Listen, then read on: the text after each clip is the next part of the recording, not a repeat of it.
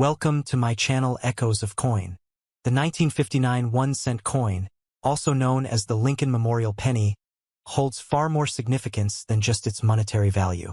While today it might seem like just another old coin in your pocket or coin jar, the 1959 penny marks a key moment in U.S. history, not just in terms of design, but in what it represents about the country's values, its legacy, and its coinage evolution. Let's begin with its background. Prior to 1959, the U.S. 1-cent coin bore the famous wheat ears reverse design, two stalks of wheat curved along the sides, symbolizing prosperity and abundance.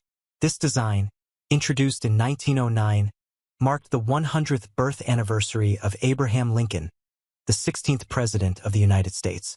It was the first time a real person, a former president, had appeared on regular American coinage. This was controversial at the time but also revolutionary. Now, fast forward to 1959. This year marked the 150th anniversary of Lincoln's birth. To honor this milestone, the U.S. Mint decided to redesign the reverse side of the penny. Out went the wheat ears, and in came the Lincoln Memorial, the famous Washington, D.C. monument dedicated to the president who preserved the Union during the Civil War. This new design featured the Lincoln Memorial with fine architectural detail. And if you look closely, you'll even see a tiny representation of the seated Lincoln statue inside the memorial. That tiny detail made the penny very special. It became the only U.S. coin at the time to feature the same person on both the obverse and reverse sides. On the obverse, Lincoln's bust remained, the same design created by Victor David Brenner back in 1909. But the reverse, the Lincoln Memorial, was designed by Frank Gasparo, who would later become the chief engraver of the U.S. Mint. Now let's talk mintage. The 1959 Lincoln Memorial penny was produced in two main varieties, one struck at the Philadelphia Mint, and the other at the Denver Mint. The Philadelphia Mint coins have no mint mark, while the Denver coins carry a small D under the date. The production numbers were massive. Over 609 million coins were minted in Philadelphia and over 1.2 billion in Denver. So yes, the coin is common, but that doesn't mean it isn't collectible, especially in pristine condition or with certain errors. Speaking of errors, here's where things get interesting. One of the most talked about mysteries in the coin world is the 1959 D wheat reverse penny. Allegedly, a coin was discovered that had the 1959 date, but the old wheat reverse, which was officially retired after 1958. Only one such coin is known to exist, and the U.S. Mint has never officially confirmed its authenticity. Some numismatists believe it's a counterfeit. Others believe it could have been an accidental or unauthorized strike. Regardless, this mystery has given the 1959 penny even more attention among collectors.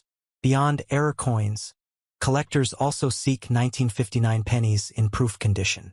These proof coins, struck in Philadelphia, were not released for general circulation. They were made with extra care. Polished dies, sharp details, and mirror-like surfaces. Over 1.1 million proof pennies were minted in 1959, making them quite collectible though not necessarily rare. From a metal composition standpoint, the 1959 penny was made of 95% copper and 5% tin and zinc. This composition remained until 1982. When the mint switched to a predominantly zinc core with a thin copper coating. So, every 1959 penny is made from real copper, something that today's coins don't offer. In fact, because of the copper content, a 1959 penny is worth more than face value in raw metal weight alone, especially when copper prices are high. But the 1959 penny isn't just a collector's item. It's a symbol of mid-20th century America. Think about it. This was the coin people used during the post-World War II boom. It passed through the hands of kids buying candy, soldiers coming home from Korea, families moving to the suburbs, and Americans watching the space race unfold. It's a time capsule, pressed into metal, carrying stories from an era of optimism and change. Let's not forget that 1959 was also the year Alaska and Hawaii became the 49th and 50th states. It was a year of transition, of national pride, and of honoring America's past while embracing its future. The redesign of the penny that year wasn't just about aesthetics, it was symbolic. Now, what's a 1959 penny worth today? In circulated condition, not much, maybe a few cents. but in uncirculated, mint-state condition it can fetch higher prices.